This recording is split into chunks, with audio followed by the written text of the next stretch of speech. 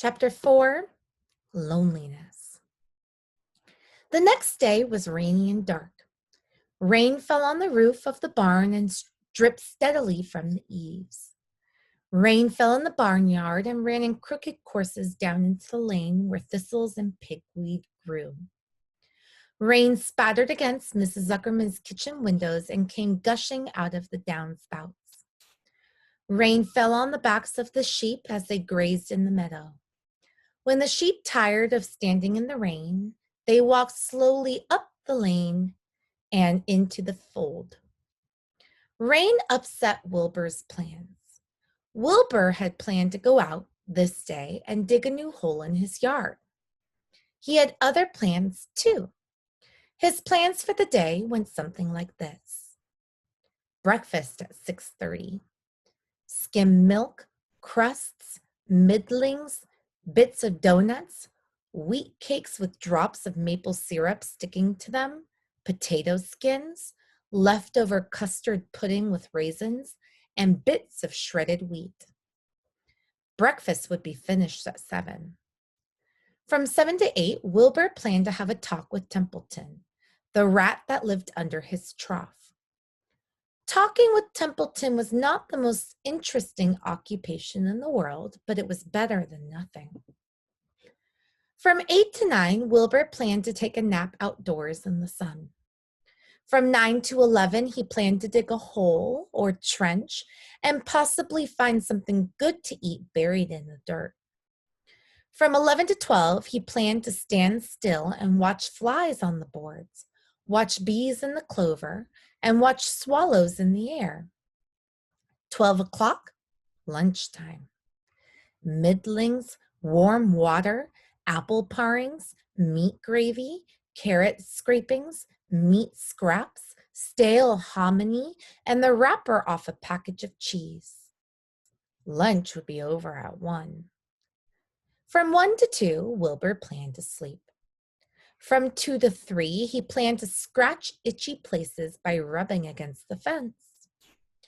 From 3 to 4, he planned to stand perfectly still and think of what it was like to be alive and to wait for Fern.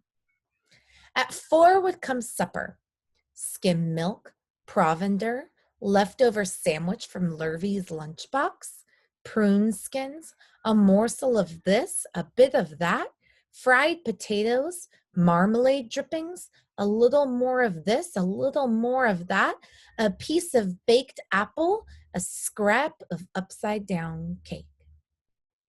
Wilbur had gone to sleep thinking about these plans. He had woke at 6 and saw the rain, and it seemed as though he couldn't bear it. I get everything all beautifully planned out, and it has to go out and rain, he said. For a while, he stood gloomily indoors.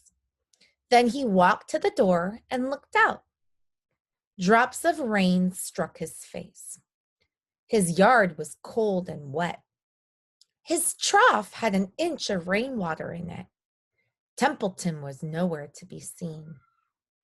Are you out there, Templeton? Called Wilbur. There was no answer. Suddenly, Wilbur felt lonely and friendless. One day just like another, he groaned. I'm very young. I have no real friend here in the barn. It's going to rain all morning and all afternoon, and Fern won't come in such bad weather. Oh, honestly. And Wilbur was crying again for the second time in 2 days. At 6:30, Wilbur heard the banging of a pail. Lurvy was standing outside in the rain, stirring up breakfast. Come on, pig, said Lurvy. Wilbur did not budge. Lurvy dumped the slops, scraped the pail, and walked away. He noticed that something was wrong with the pig. Wilbur didn't want food. He wanted love. He wanted a friend, someone who would play with him. He mentioned this to the goose, who was sitting quietly in a corner of the sheepfold. Will you come over and play with me? He asked. Sorry, Sonny, sorry, said the goose. I'm sitting on my eggs, 8 of them. Gotta keep them toasty warm. I have to stay right here. I'm no flibberty gibbet. I do not play when there are eggs to hatch. I'm expecting goslings. Well, I didn't think you were expecting woodpeckers, said Wilbur bitterly. Wilbur next tried one of the lambs. Will you please play with me? He asked. Certainly not, said the lamb. In the first place, I cannot get into your pen, as I am not old enough to jump over the fence. In the second place, I am not interested in pigs. Pigs mean less than nothing to me. What do you mean less than nothing? Replied Wilbur. I don't think there is any such thing as less than nothing. Nothing is absolutely the limit of nothingness. It's the lowest you can go. It's the end of the line. How can something be less than nothing? If there were something that was less than nothing, then nothing would not be nothing. It would be something, even though it's just a very little bit of something. But if nothing is nothing, then nothing has nothing that is less than it is. Oh, be quiet, said the lamb. Go play by yourself. I don't play with pigs. Sadly, Wilbur lay down and listened to the rain. Soon he saw the rat climbing down a slanting board that he used as a stairway. Will you play with me, Templeton? Asked Wilbur. Play, said Templeton, twirling his whiskers. Play? I hardly know the meaning of the word. Well, said Wilbur, it means to have fun, to frolic, to run and skip and make merry. I never do any of those things if I can avoid them, replied the rat sourly. I prefer to spend my time eating, gnawing, spying, and hiding. I am a glutton, but not a merrymaker. Right now I am on my way to your trough to eat your breakfast, since you haven't got sense enough to eat it yourself.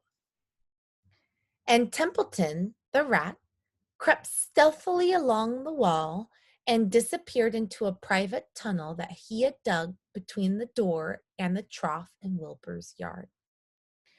Templeton was a crafty rat, and he had things pretty much his own way. The tunnel was an example of his skill and cunning.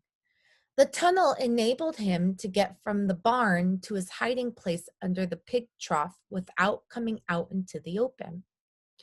He had tunnels and runways all over Mr. Zuckerman's farm and could get from one place to another without being seen. Usually, he slept during the daytime and was abroad only after dark. Wilbur watched him disappear into his tunnel. In a moment, he saw the rat's sharp nose poke out from underneath the wooden trough.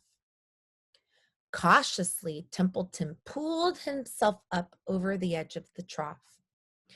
This was almost more than Wilbur could stand. On this dreary, rainy day, to see his breakfast being eaten by somebody else. He knew Templeton was getting soaked out there in the pouring rain, but even that didn't comfort him. Friendless, dejected, and hungry, he threw himself down in the manure and sobbed. Late that afternoon, Lurvy went to Mr. Zuckerman. I think there's something wrong with that pig of yours. He hasn't touched his food. Give him 2 spoonfuls of sulfur and a little molasses, said Mr. Zuckerman.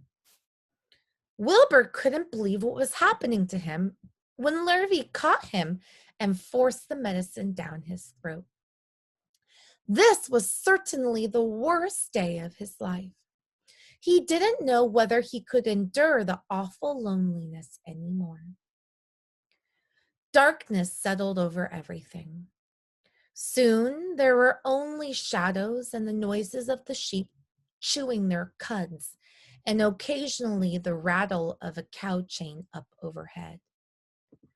You can imagine Wilbur's surprise when, out of the darkness, came a small voice he had never heard before. It sounded rather thin but pleasant. "Do you want a friend, Wilbur?" it said. "I'll be a friend to you. I've watched you all day and I like you." "But I can't see you," said Wilbur, jumping to his feet. "Where are you and who are you?" "I'm right up here," said the voice. "Go to sleep. You'll see me in the morning." And chapter 5, which we'll read next time, is called Charlotte.